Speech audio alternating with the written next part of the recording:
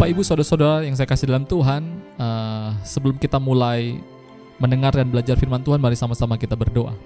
Bapa kami di dalam surga, Bapa yang kami panggil dalam nama Tuhan Yesus Kristus, tolonglah hamba-Mu dalam memberitakan, mengajarkan kebenaran firman Tuhan, dan tolong kami semua yang mendengar untuk kami boleh diberikan Tuhan hikmat dengan hati yang baik untuk menerima kebenaran firman Tuhan dan kami lakukan dalam kehidupan kami. Dalam nama Tuhan Yesus, amin. Mari kita akan belajar satu kebenaran firman Tuhan, ya. Saya berikan judul pada hari ini tentang kematian, ya. Mungkin ini sedikit menakutkan atau mengerikan, tetapi mari kita sama-sama belajar, ya, karena manusia pada akhirnya kita semua akan masuk ke dalam satu kata yang baru saja saya sebutkan, yaitu kematian. Kejadian pasal 2 ayat 16 dan 17.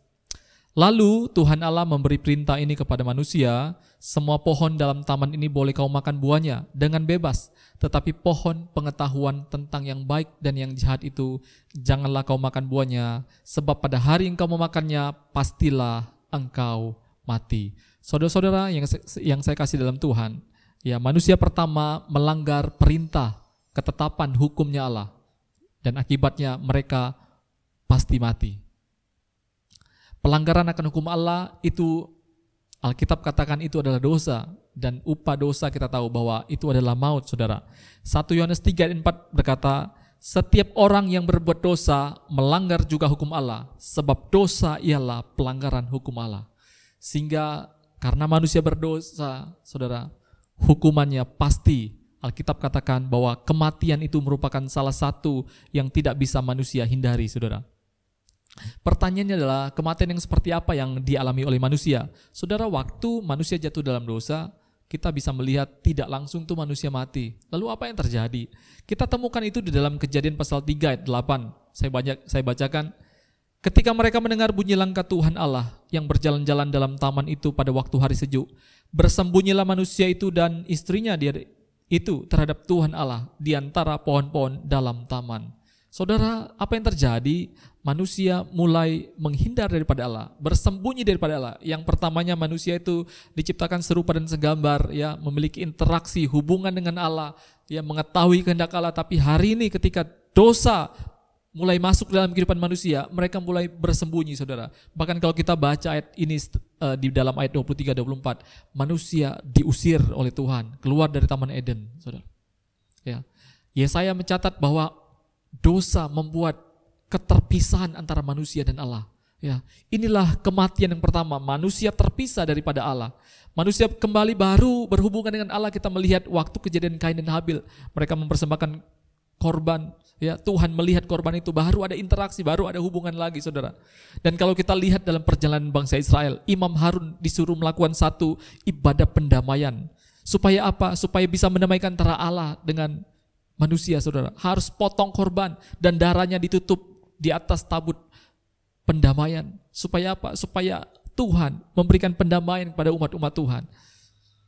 Dan kitab Ibrani mencatat, saudara, bahwa Yesus lebih besar daripada Imam Harun. Dia masuk ke dalam ruang ibadah tersebut, saudara, dan dia mempersembahkan dirinya sendiri sebagai korban satu kali untuk selamanya untuk dosa. Sehingga hari ini siapa yang percaya kepada Yesus, dia didamaikan dengan Allah, saudara. Apakah itu Anda, saudara? Saudara, kalau seandainya hari ini kita hidup, kita belum berdamai dengan Allah, saudara. Kita belum terima Tuhan Yesus sebagai jalan pendamaian dengan Allah. Itu artinya mungkin kita hidup, saudara, tapi sungguhnya kita mati, saudara. Hidup tetapi mati. Ini seperti mungkin vampir, ini mungkin seperti sama dengan zombie, saudara. Hidup tapi mati. Kenapa? Kita belum dapat jalan pendamaian itu. Yesus adalah jalan pendamaian itu. Mari, saudara, terimalah Yesus sebagai jalan pendamaian Anda dengan Allah. Yang kedua, saudara, tentang kematian, saudara. Ayat yang kita baca di pertama tadi, ya, waktu manusia melanggar perintah Allah, pastilah engkau mati. Adam memang umurnya sampai 930 tahun dalam Kejadian pasal 5 ayat 5, ya. Dikatakan di situ bahwa umurnya sampai 930 tahun. Tetapi ayat itu tidak berhenti di situ. Ayat itu mengatakan lalu ia mati, saudara. Dia mati. Musa mencatat di dalam Mazmur pasal 90 ayat 10, masa hidup manusia 70, maksimal 80 tahun. lalu dia akan mati, saudara. Bahkan hari-hari ini orang banyak yang baru umur berapa bulan, berapa minggu, berapa tahun sudah meninggal. Manusia pasti mati, saudara. Saudara, kalau kita mengingat bahwa waktu Allah menciptakan manusia di dalam Kejadian 2 ayat 7, Tuhan membuat dari tanah liat. Tetapi manusia belum hidup. Tuhan memberikan nesamah, memberikan rohnya kepada manusia. Baru tanah liat tersebut hidup. Dan itulah jadi saya dan saudara. Manusia, saudara. Artinya apa, saudara? Waktu manusia ini mati, ya, Alkitab mencatat tubuh kita manusia yang dari tanah liat itu kembali menjadi tanah liat, saudara. Tetapi pertanyaannya adalah roh yang Tuhan berikan itu kemana, saudara? Sekali lagi, tubuh kita kembali menjadi tanah, tetapi roh kita kemana perginya, saudara? Ini yang akan saya bahas hari ini, ya. Ini yang akan saya bahas hari ini. Kemana roh ini pergi, saudara? Alkitab mencatat, saudara, dalam Perjanjian Lama, seperti misalkan Henok yang bergaul karib dengan Tuhan, dia diangkat, saudara. Elia, saudara, dia diangkat. Kita lihat di dalam 2 Raja-Raja 2 ayat 11. Sedang mereka berjalan terus sambil berkata-kata, tiba-tiba datanglah kereta berapi dengan kuda berapi memisahkan keduanya. Lalu naiklah Elia ke sorga dalam angin badai. Lihat, saudara, ayat mengatakan bahwa Elia naik ke dalam sorga. Kalau kita bandingkan dengan Perjanjian Baru, apa yang terjadi kepada orang-orang yang sudah meninggal? Paulus mengatakan di dalam 2 Korintus pasal 5 ayat 1, ya, bahwa jika kemah kediaman kita di bumi, kemah yang dimaksud adalah tubuh kita, ini dibongkar, maka Allah telah menyediakan suatu tempat kediaman di sorga. Ya, kalau kita mati, Tuhan Allah sudah menyiapkan kediaman di sorga. Saudara, kita baca satu ayat di dalam 1 Tesalonika 4 ayat 14. Saudara lihat ayat ini. Karena jikalau kita percaya bahwa Yesus telah mati dan telah bangkit, maka kita percaya juga bahwa mereka yang telah meninggal dalam Yesus akan dikumpulkan Allah bersama-sama dengan Dia. Saudara, yang sudah mati akan berkumpul bersama-sama dengan Yesus. Di manakah Yesus saat ini? Yesus, ya, tercatat dan disaksikan oleh murid-muridnya. Dia naik ke surga. Dan kita orang percaya yang sudah meninggal akan bersama-sama dengan Tuhan Yesus juga di surga, saudara. Ini yang Alkitab catat, saudara. Saudara, kalau kita melihat, kita bandingkan misalkan di dalam Wahyu pasal 6 ayat 9 sampai 11. Ini tentang cerita tentang meterai, ya. Kitab Wahyu cerita tentang meterai, 7 meterai, 7 sangkakala dan 7 cawan murka Allah, ya. Di meterai ke-5, saudara, kita melihat di Wahyu pasal 6 ayat 9 sampai 11, saya ceritakan saja bahwa ada orang-orang yang berseru kepada penguasa di langit, kepada Allah. Sampai berapa lama lagi engkau tidak membalaskan, Tuhan, apa yang orang lakukan pada kami, karena mereka mati martir untuk pekerjaan, untuk kebenaran firman Tuhan. Lalu Allah bilang bahwa sebentar waktu lagi. Pertanyaannya adalah, di manakah kejadian ini berlangsung? Kita akan temukan itu dalam Wahyu pasal 4 ayat yang pertama, saudara, bahwa Yohanes sedang melihat itu dalam surga, saudara. Berarti, saudara, orang yang sudah mati, mereka bersama-sama dengan Allah di surga, saudara.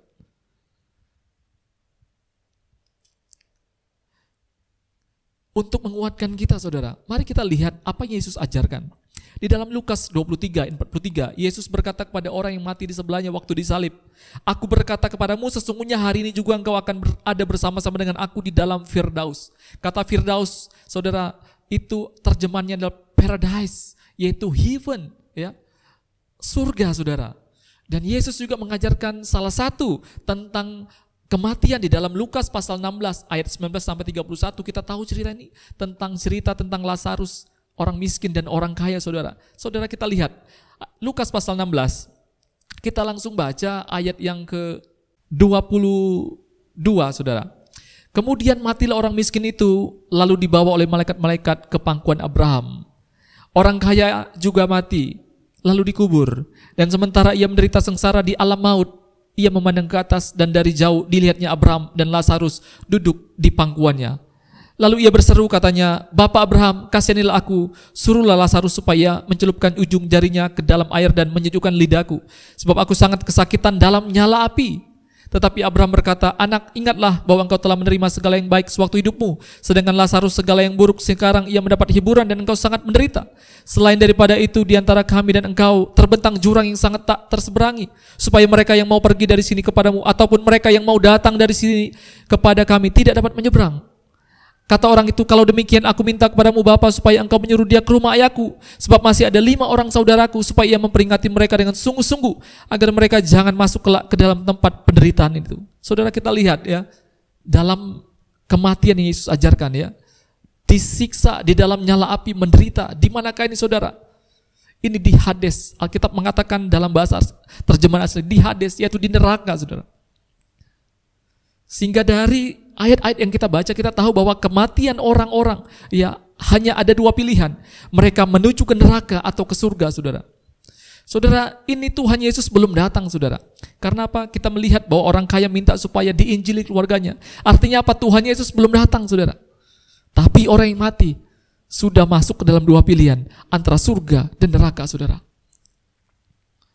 Saudara, hidup kita terbatas. Alkitab katakan kita hanya selangkah dari maut saudara. Mungkin bisa hari ini, kapan saja bisa datang. Saudara, kalau seandainya kita dipanggil Tuhan saat ini, itu hanya pilihannya antara surga dan neraka saudara.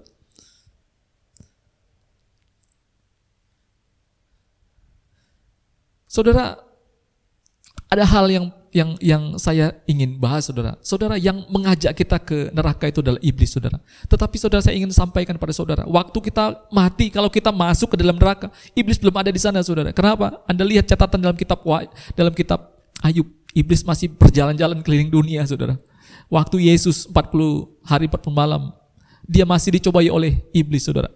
Bahkan saudara, kalau baca di dalam satu ayat di dalam kitab Matius ya, iblis pernah berkata waktu Tuhan Yesus mengusir roh jahat daripada orang gila, apa urusanmu dengan kami hai anak Allah? Adakah engkau kemari untuk menyiksa kami sebelum waktunya? Jadi sebelum waktunya, belum disiksa saudara.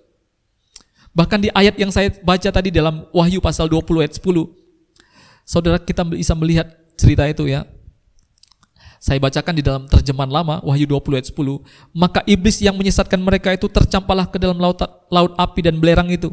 Di tempat binatang dan nabi palsu itu ada. Maka mereka itu akan terkena siksa siang malam selama-lamanya. Saudara lihat ya.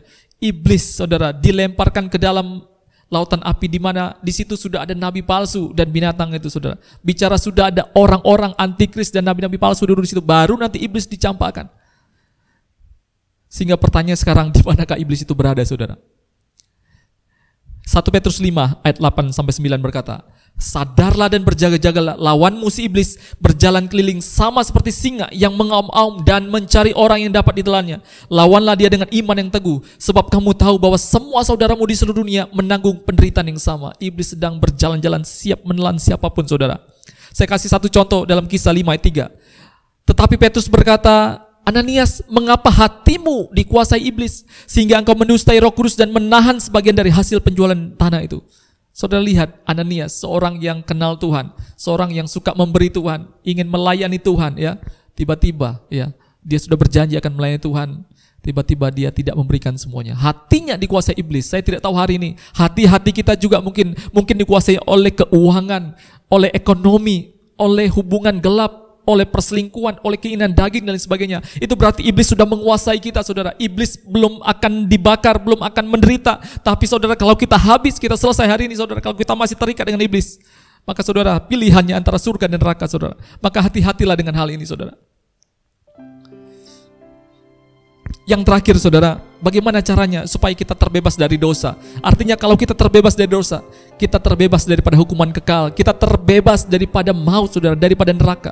Caranya adalah Yesus menawarkan ya, Yohanes 3:16. Karena begitu besar kasih Allah akan dunia ini sehingga ia mengaruniakan anak yang tunggal, yaitu Yesus. Dan barang siapa yang percaya, mereka terima hidup yang kekal saudara. Yesuslah jalan satu-satunya untuk kita lepas daripada dosa dan menerima hidup yang kekal itu. Saudara, tidak cukup untuk itu saudara. Anda perlu saudara, Matius 6:13 Yesus mengajarkan saudara, berdoa kepada Bapa, jauhkan kami daripada yang jahat, jauhkan kami daripada iblis. Dan saudara, dalam Mazmur 119 ayat 11, dalam hatiku aku menyimpan janjimu supaya aku jangan berdosa padamu. Cara yang selanjutnya adalah saudara, mari simpan firman Tuhan, belajar firman Tuhan, dengar firman Tuhan, baca firman Tuhan setiap hari. Sehingga waktu kita simpan di dalam hati kita, kita akan terbebas daripada dosa saudara. Saya tidak panjangkan firman Tuhan. Kematian sudah pasti saudara. Waktu kita mati, kita selesai saudara. Sampai Tuhan datang, kita sudah akan ada di dalam neraka atau dalam surga. Pilihan ada di antara kita Silakan Anda memilih. Mari kita berdoa. Terima kasih Tuhan Yesus. Mohon campur tangan Tuhan, selamatkan kami Tuhan. Kalau ada orang yang mendengar berita ini Tuhan, hati mereka tergugah Tuhan. Hamba berdoa dalam nama Tuhan Yesus, selamatkan mereka Tuhan. Biar mereka boleh terima Tuhan Yesus saat ini juga Tuhan. Terima kasih Tuhan. Terima kasih Tuhan. Inilah menjadi doa hamba-Mu Tuhan. Di dalam nama Tuhan Yesus. Amin. Salam sejahtera saudara-saudari yang terkasih dalam Tuhan. Kiranya kita semuanya juga dapat diberkati melalui pelayanan ini. Dan kami berharap juga saudara-saudari terkasih dalam Tuhan, mari mendukung pelayanan ini dengan cara like, subscribe, dan jangan lupa juga bisa di-share juga ke teman-teman yang lain agar pelayanan ini juga dapat memberkati orang banyak. Dan jangan lupa juga bagi saudara-saudari yang terkasih, jika ada hal yang ingin dibantu dalam doa, silakan bisa DM dan atau bisa juga menghubungi nomor di bawah ini. Terima kasih, Tuhan Yesus memberkati.